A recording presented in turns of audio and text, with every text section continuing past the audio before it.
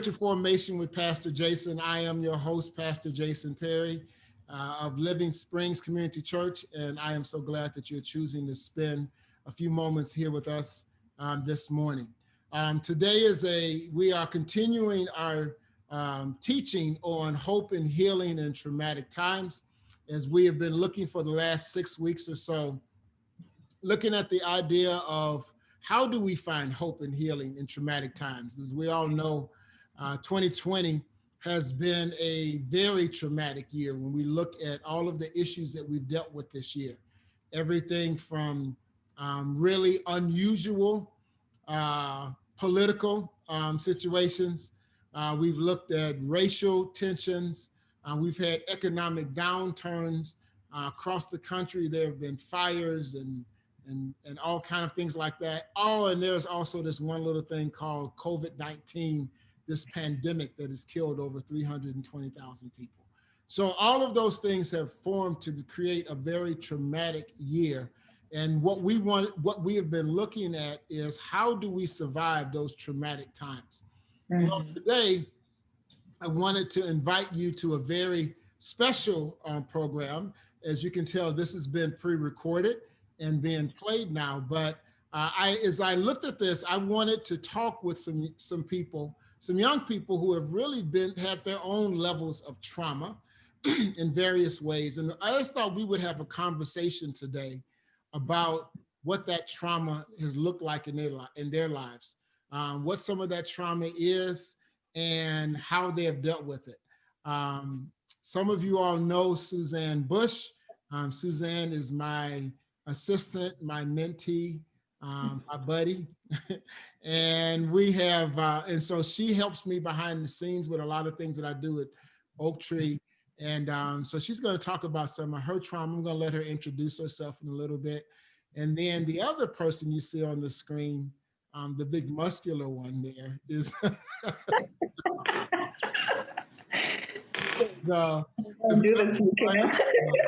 you didn't really think that I wasn't just going to say something about that. I was hoping you didn't, but I felt it coming. It's okay. You were hoping? You know me better than that, Cam. You know me better. So the other is is another really good friend of mine. I love to say that, a good friend of mine. I call him MLC, my leader, Cam. And but he is Cam Cross, and Cam is a young man that what about 4 years now, Cam? I think you started when you were about a junior in high school. Yeah, about a junior, sophomore in high school, something like that. Yeah, so Cam is also another mentee of mine that has had his own some different trauma. And I think he might even share some stuff with me today that I don't know. So we're gonna see. So I thought what I wanted to do today was to really just kind of have a conversation about trauma, how we deal with it. Suzanne is probably a little bit more familiar with this topic because she's on the show each week with us. Cam has probably not heard a lot of the things that we've talked about. So I'm kind of bringing him up to speed as we're going. But again, this is just going to be a conversation among friends about what trauma is. And so let me go back again. Suzanne, you want to tell us anything just by way of introduction about yourself? Who are you? What do you do? Those type of things. Sure. So I am Suzanne Bush. I am Jason's mentee since I was about 16. So we're over a decade now. We are over that big hump. In terms of work and stuff, I work in a therapeutic residential home as an education advocate for young men. So I have some formal training in trauma along with life experience. What else do you need to know, JP, about me? Good for right now. Good enough? Okay. Don't you do something with some place called Oak Tree Leadership or something? You do something with I'm not familiar. And then I'm the manager of administrative services or support services for JP over at Oak Tree Leadership, and really just work on supporting you in any way you need, whether it's the digital realm or bringing you coffee or whatever you make me do. Don't be messed with my secrets now. So All righty. All right. Flex. Exactly why I'm putting the video on. Yeah, watch you out. Yeah. So are you trying to hide or are you cold? A little bit of both. Okay. So why don't you tell us who you are, where you go to school, anything like that you want to tell us. Okay. Hello, my name's Cam Cross. I am a sophomore now at Lincoln College. I've had the pleasure of knowing Pastor Perry since about my sophomore year of high school.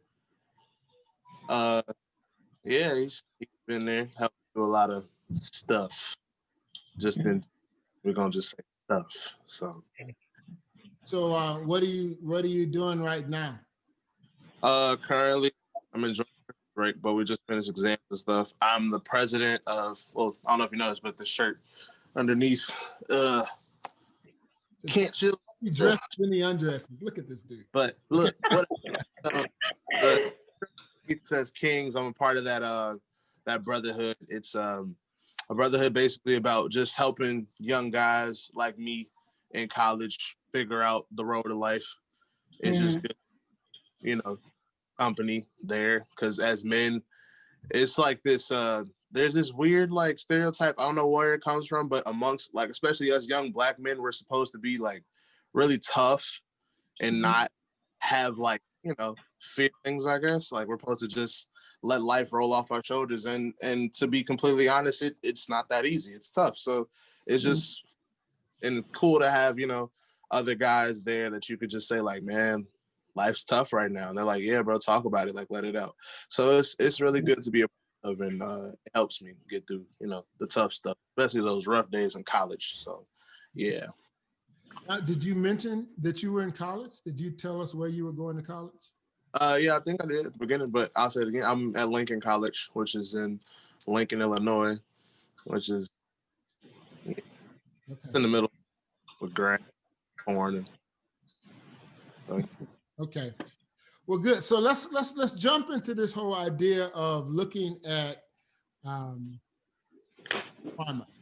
And so just so that we're all on the same page, I thought that what I would do is maybe go back and kind of walk through this model that I had put together before about trauma, about what is trauma. And so that way, for whether it's for us, so we have the same frame of reference, or whether it is for somebody who may be listening for the first time. So that way, when I use terminology, you know what I'm talking about, okay? So let me see if I can share my screen here real fast and look at this. And so in defining trauma, what we talk about is that there are terrible events that happen in our life. Those terrible events, like this year has been, again, police brutality, riots, racial tensions. The political scene has been difficult, COVID-19 and all of the efforts to respond to that. Those are terrible events, but it also could be in our own personal lives events. I just had a sister-in-law who passed that we did the funeral for just a couple of days ago, just a few days ago. You could have lost a parent, could have lost several people. I had a friend of mine who is struggling with some stuff right now that I can count, that I know of, about 8 people in his life, including a mentor, a brother, a sister, a mentee that died. Then he got COVID. His wife got COVID. All of those things happened since like March. Those are terrible events that create trauma that have nothing to do with what's happening within the country. So those are terrible events. So with those terrible events, we usually have an emotional response to those events, and we call that emotional response to those terrible events trauma. And the question is not whether or not we have trauma, but how we respond to those emotions. And so there could be an unhealthy response, could be that we ignore those emotions. And I think, Cam, you just talked about that, how very often as men, we ignore our emotions. We don't deal with it. We try to hide it. We hide it under, machismo, or we hide it under athletics or drugs or alcohol or whatever. Just simply don't, or just simply say, I don't have any feelings. I'm not feeling anything. And then the result of that is traumatization, because now those things, those terrible events, and because we have not dealt with them well, they begin to they become our identity. And that's the traumatization, when those emotions control us rather than us controlling the emotions, and they define us. Then that makes us much more susceptible to when another terrible event happens, because we have not developed the coping mechanisms, or better yet, the healing mechanisms, to be able to put us in the right position. We get re-traumatized again. So that's an unhealthy response. A healthy response to that trauma would be, that's the other option, is to have a healthy response. A more healthy response would be to confront that trauma, to confront the issue and to actually deal with it. To say, yes, I'm scared. Yes, I'm lonely. Yes, I'm angry. Yes, I'm depressed. And then this is what I'm going to do about it. When we do that, that's what results in healing. And now we begin to heal from those things rather than hide from those things. That's what we get a significant breakthroughs. Then that's when we build resilience. When we build this ability to not, when something bad happens again, we've developed some antibodies, as it were. We've developed not an immunity to it, that we'll never have emotions again, but we will have the ability to better deal with it. And so that is just as we look at that, that's kind of the framework that I wanted to at least start to talk about. And so let's maybe just, without getting into your own personal trauma, in general, you have any thought, either one of you, Cam or Suzanne, you have any general thoughts about this little rubric that I've created in terms of trauma? Either one of you. I'll start with you, Suzanne, because you all are both going to be polite now. Well, ladies first. Oh, okay. So okay. That's what it is. You have any thoughts about that in general, not without getting into your specific stuff? Yeah. I mean, even coming from working in the mental health field, I think this is very much in line with what we teach kids, right? We use the ARC model, we use ACEs, all that stuff. So I think it's in line with what we teach kids. But I think a key part that you hit on is that trauma, we can't control a traumatic event happening, right? A terrible event happening, we oftentimes cannot control. But then, we always look at what things can we control and what things can't we control. Outside of our circle of control is a traumatic, terrible experience happening.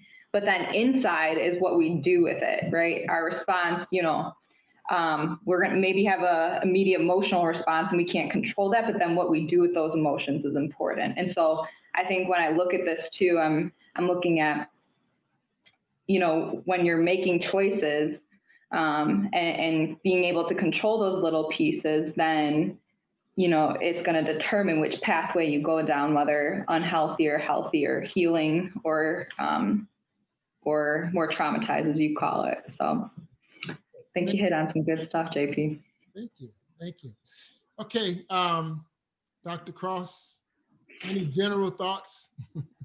No, I'm agreeing. Like, I think, yeah, you definitely hit it right on the head. Like, honestly, me personally, I know I've walked both of these paths, especially in teenage years. I definitely walked both of these. So I mean, more or less the ignore part until I met you, truth be told. But yeah, it's tough to talk about and it's tough to address. So you taking time out to put this together to actually help people, this is really, really, really good, actually. So right, the biggest that I was was the healing. And I think that one section is probably the longest, because healing is a time thing, but it's different for each person. With certain situations, some things I consider myself healed, like when it's past me and it's done and I've let it go and it's over.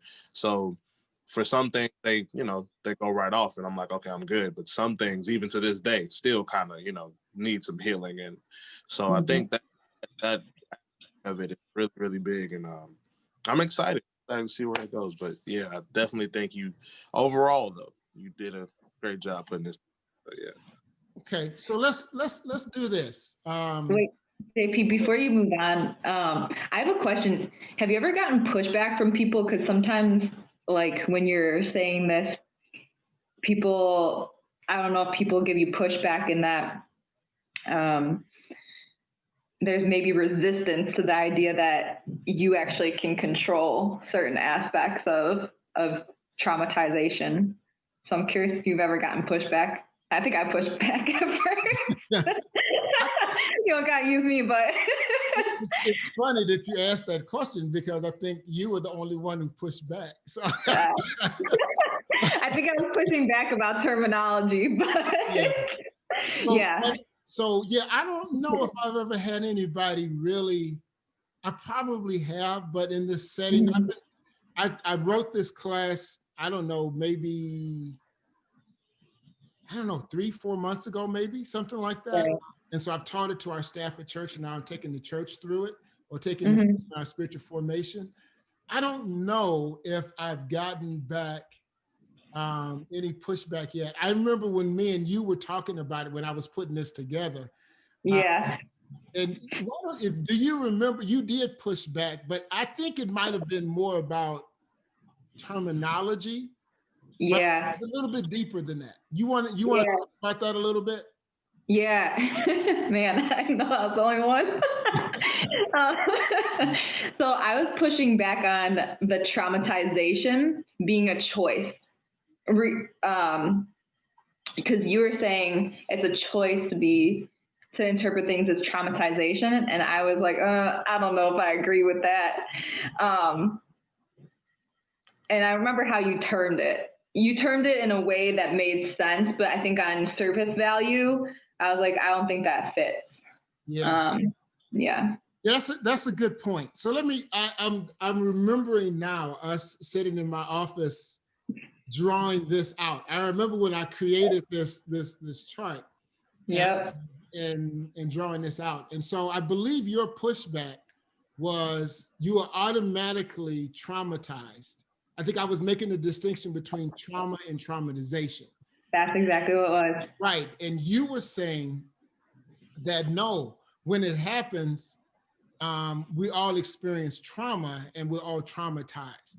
And I think that is when I was able, in explaining it to you initially, was when it brought clarity to me to see that no, just because you have an emotional response to something does not mean that thing defines you. Right. What describes you doesn't have to define you. Right? And so when it becomes defining of you, like, and so I think biblically, if I'm going to bring the scripture into it, give an example: the man at the pool of Bethesda, right? And Jesus asked him, "Do you want to be made whole?" He had a terrible event. He was sick and had been sick for 38 years. His emotional response, he had an emotional response to that. He felt really bad for himself. He felt really sorry for himself. And you saw that. So that when Jesus says, "Do you want to be made whole?" A healthy response would have been, "Yes, I want to be made whole." But instead, his response was, "I don't have anybody to help me. Every time I try, I fail. Nobody knows the trouble I've seen, and I can't do anything." In other words, that thing had become, he had lost hope of being healed. And as a result of that, his identity was that brokenness, right? And so, but on the other hand, when Jesus said, "Do you want to be made whole?" If he had said, "Of course I want to be made whole what do I need to do? That would have been a more healthy response to that. Yeah. And that would, but he almost missed the healing. So yeah, Yeah. that is important that we understand that just because something happens to you and there's an emotion, does that mean that that emotion defines you in totally? Because you are Yeah. depressed today doesn't mean that you are suffering from depression. Because you're Right. sad doesn't mean that you're depressed. Right. Because you're angry doesn't mean that you have anger issues. You know, Mhm. those type of things, right? Yeah. So, Yeah, I think you hit on it. So I think you defined traumatization when we were in your office is the haunting of trauma. I think it was something around there. And I did realize what you were saying, and that so when we internalize emotion and make it part of our identity, then that's unhealthy. So when people are like, oh, I feel anxious versus I am a worrier. That's just what I do. That's who I am. So that's the distinction we were making with traumatization. Now I remember. Thank you for clarifying. Yeah, and I'll just say one other thing, and then Cam has been shaking his head, so I want to let him jump in here. I'm listening. Oh, I'm sorry. You on camera now, and leave the man's alone. you on camera. You stuck, bro. Sorry. But one of the things I talked about is that traumatization, or that trauma is that defining trauma is traumatization. And that is haunting pain. It is pain that you can't let go. The pain that you won't let, it just comes back time and time and time again. Yeah. Time you get into that situation, you just simply can't let it go. Mm-hmm. Right? So, yeah, Cam, anything you want to say? I'm not trying to force you in, but anything you want to say about that? Because you were shaking your head in agreement. So, is there something you want to say about that? First, I was with there is a different like definition to everything, and I think you hit it on the head. Like you said, it was an example. You said like just because someone's anxious doesn't mean that they're like have anxiety problems per se, or it's like because someone is sad doesn't mean they're automatically always depressed. Because emotions flare and they change depending on time, space, situation, anything. So it's not too good to put like such a heavy title on not maybe a heavy problem, but when a problem does approach and it is there, then you need to be able to put a title on it. I know for a long time I wasn't able to put a title on my own like depression. I knew it was there and knew I was going through it, and I just kind of pile on in front of people and walked through the hallways and kept it pushing. But it wasn't until I really like sat down with myself like, something not right, like you're not yourself. And it took a while, but sometimes when it gets really, really bad, you do need to put a title on things. But if it's not necessarily needing a title, you don't want to rush to a title, because you kind of want to, like in my mind, I kind of want to see if I can get through it, or like what's tomorrow going to look like, what's next week going to look like. But if it's consistent, then you got to put a title on it. So that's why I was kind of I was comparing it to myself in my own situation. So So both of you talked about putting a title on it, and that's interesting because that's really a really good segue to a significant portion of what we talked about in the early part of this class, was the necessity of labeling your losses. Being able to label the losses and to say, this is a loss. This is something that I've lost. This is a pain. This is a traumatic event. To do that, to be able to label that loss and then to lament that loss. So let's talk about labeling it for a second. Cam, you said that it was challenging for you to label it, to put a title on it. Why? Me personally, like if people know me, I'm known for being really goofy and really happy. So to take that like aspect of who I'm supposed to be and what people are going to expect out of me, and for it to be the complete opposite, it was hard to bring to people because I didn't know how people were going to accept it, if people were going to accept it, if people were going to take it serious.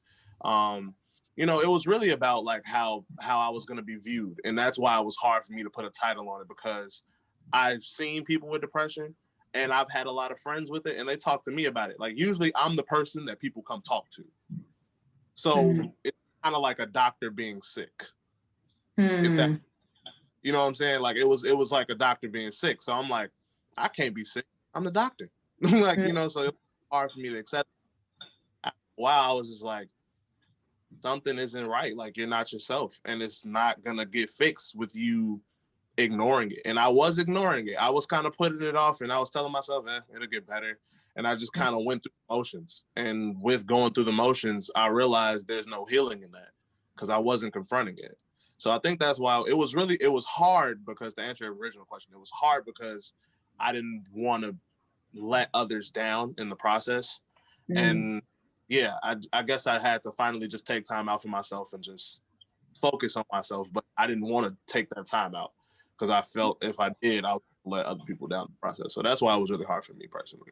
Okay, so I think I heard three things in terms of why it was difficult for you to label those losses. You didn't have the words. It was the absence of a vocabulary to be able to properly define what you were feeling and what you were dealing with. Second, there was second thing was fear. There's a fear of rejection, wondering about what other people are going to say about me. But then there was also this sound, I also heard a fear of loss in terms of image. Yep. You know, I am the doctor. I'm not supposed to get a cold.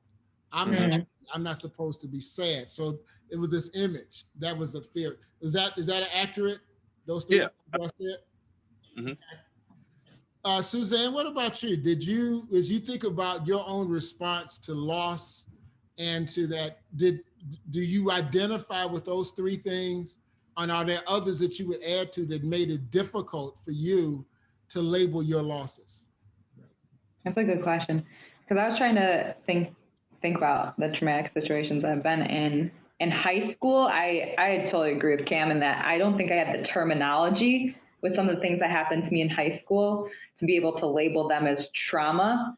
I knew they were big, but I didn't think of them as trauma.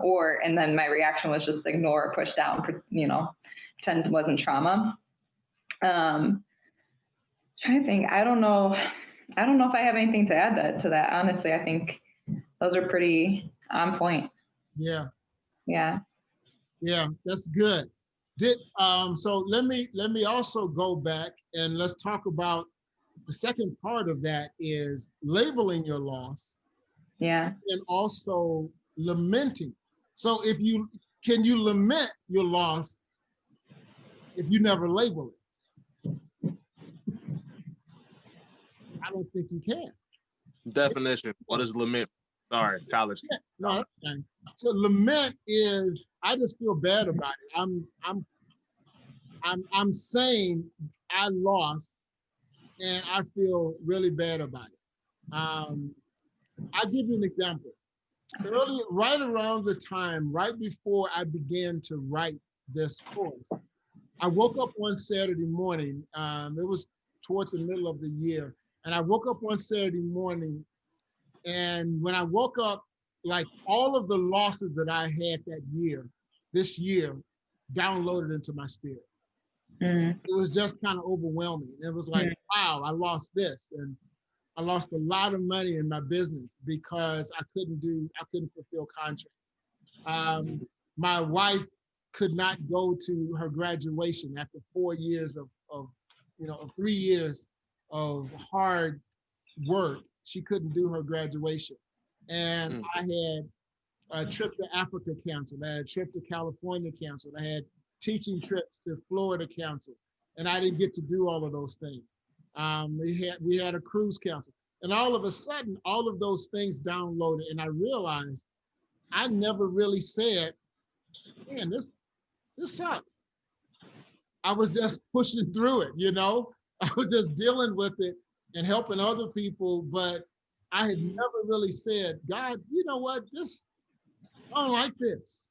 I'm mad about it, Yeah. So that's lamenting. It's that expression.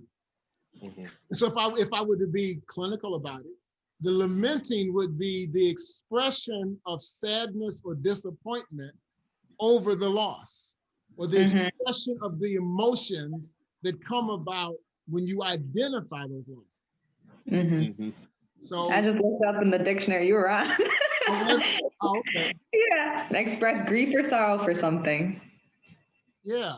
Yep. So that's lamenting, Cam. So Right. if you don't label it, can you lament it?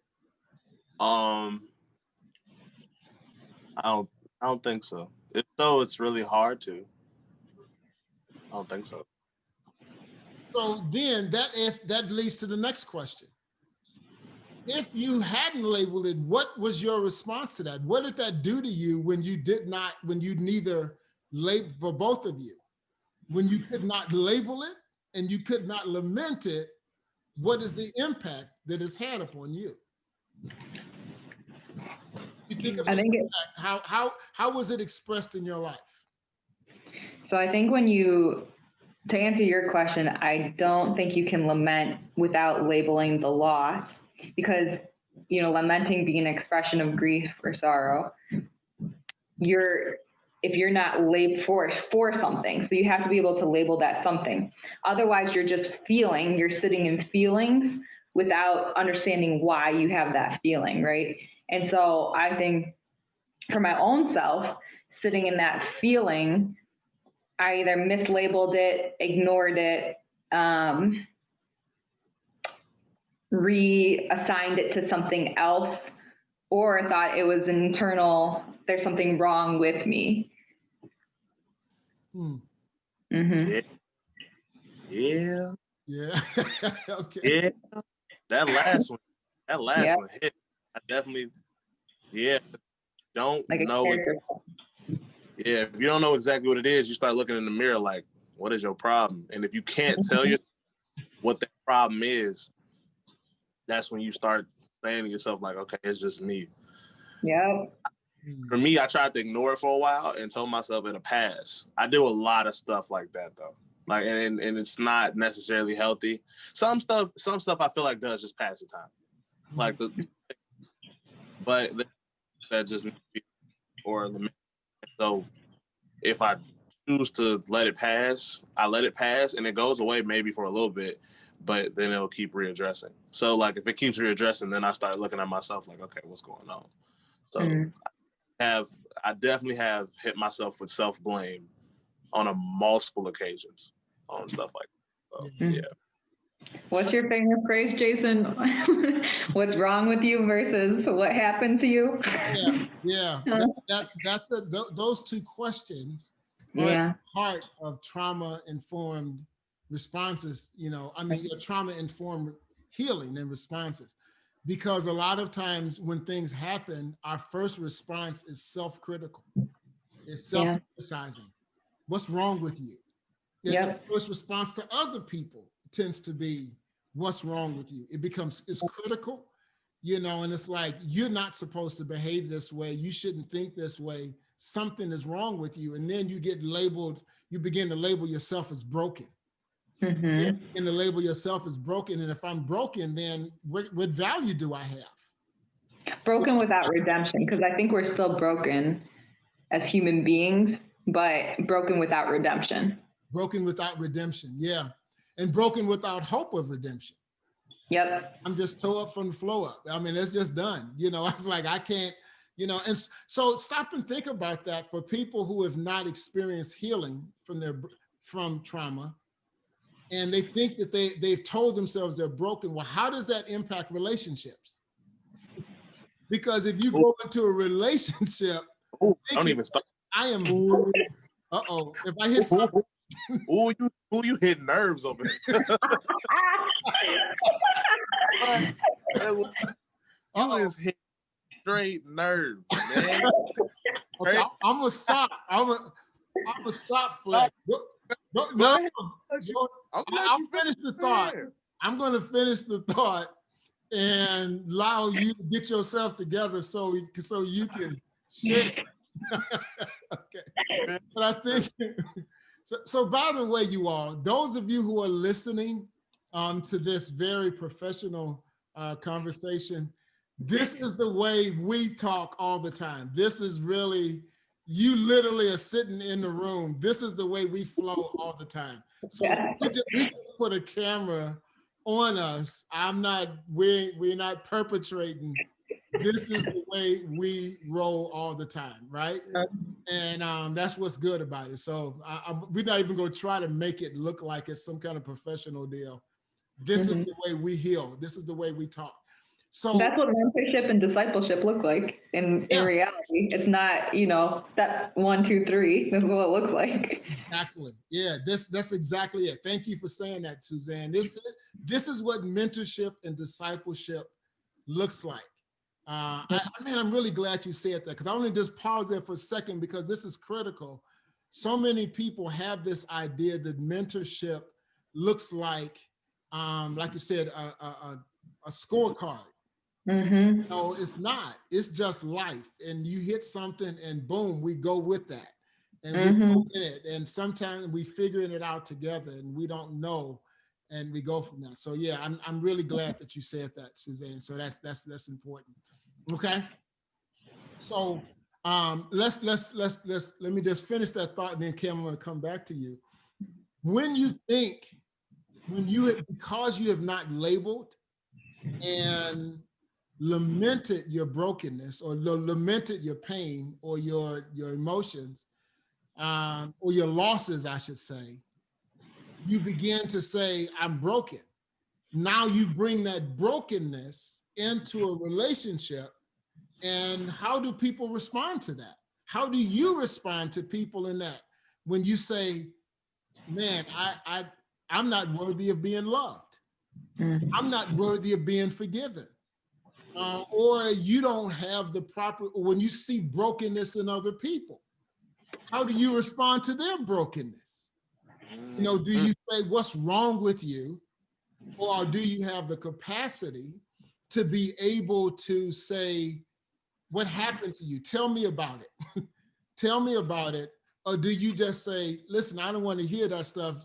And like the Wiz, don't nobody bring me no bad news. I don't want no bad news, because and I don't even know if I want to be with you, because you all messed up too. Or you just wallow in your messed upness together. And so you just so Cam, let me just stop. I think Cam about to get his shout on. No, hello. Okay. I'm really reminiscing right now. That's what I'm doing. But to be honest, to be completely honest, I have played both of those roles to the key. There was time where I considered myself, I will say broken, because I didn't even know who I really, really was. So I would consider myself broken, or I consider myself unlovable, like a person that really just couldn't, be accepted. And so it was, for me, I didn't want to go into relationships. I didn't want, and that's in all aspects, dating, friendships, all that. I didn't want to be around people for a while. Lucky, I have very irritating friends who don't care about that. And they were like, nah, bro, like you need to be around. And like, they kind of just put up with me. And so with them putting up with me and with them slowly helping me, I got to a point where I could say, I am worth it. I just have to put myself back together. And so it went from me being broken to I started to say I'm damaged. Because I believe you can be damaged and still move forward. Because if you're damaged, you know something's going on, but I think you finally realize something's going on. And realizing is the first step to healing, because then you can start addressing it slowly. Now, as far as the other side of being the person that's trying to convince somebody that they deserve to be loved and that they are, like, they consider themselves broken and they come to you with it, it is very challenging. It is very challenging, because at one point you're just like, man, I gotta help them, I gotta help them, I gotta help them. And then another one, you're just like, I don't know how much help I can give, because you can only really help people when they want to get help. and they want to. Because for me, when I was getting help, it was tough at first, but over time, I'm like, okay, I got people here. They're investing time in me. Let me try. So then I started to want the help. But it's a whole different playground when you got to help somebody, or you feel that you need to help someone and they don't want the help, or they don't put the effort in, they don't show it, because then you question yourself and you question them, and it gets really, really hard. I've had to help a lot of friends, just like, hey man, or like, I get it, it's tough, I've been here, and that's why I'm here with you, because I've been in this situation, I've been in your shoes, I know how bad life can get, but you can't. That's a big part of it. Not letting your past and letting all the bad things that happen to you dictate your future and dictate how you move forward.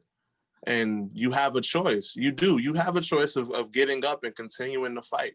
So I've played both parts of that spectrum, and it's tough. It's tough either way.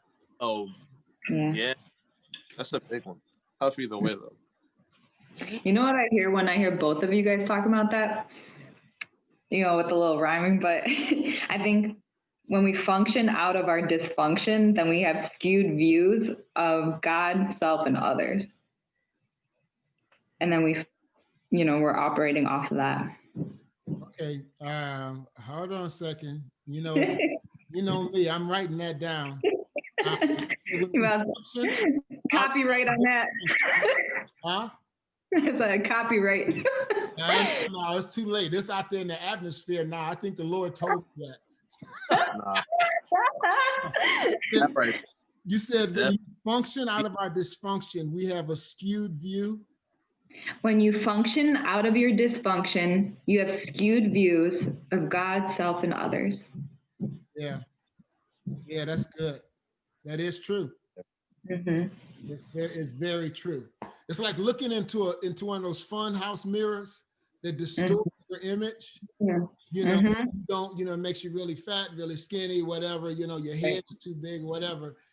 That's what it's like when you have the wrong, and you're looking through the wrong end of the microscope, when you're looking through that type of a deal. So yeah, there's so much stuff here, man. My brain is really just kind of exploding because there's so many things you all are saying that I just want to jump on. And so I'm trying to take notes and I can come back to them. But Suzanne, do you want to say something about the relationship aspect? When you go into a relationship, how does it impact relationships when you go into, when you have not healed yourself from traumatization? Yeah, I think, you're at risk for re-traumatization, but also, again, you're functioning out of that dysfunction. So it's really hard to build healthy relationships when you're in dysfunction, both with God, self, and others. So you bring that into the relationship and it plays out. Those unhealthy behaviors, those unhealthy thought patterns, they play out. And then on top of that, the other person's not healthy either. I mean, it's turbulent. Yeah. It's really hard to get great grounding when, what we always talk about identity, but identity being, if you have a faulty foundation, it's going to crumble and fall. Right. But if your foundation is built on the right thing, then it can support the weight of whatever is in store. Yeah. And so, ultimately, if your foundation is faulty, and in the case of trauma is not addressed and healed from, then that's going to crumble at some point. There's going to be little cracks that start, and then eventually, whether it's another event or, and the levee breaks, or it's over time, eventually that's going to be a big seep hole. Yeah.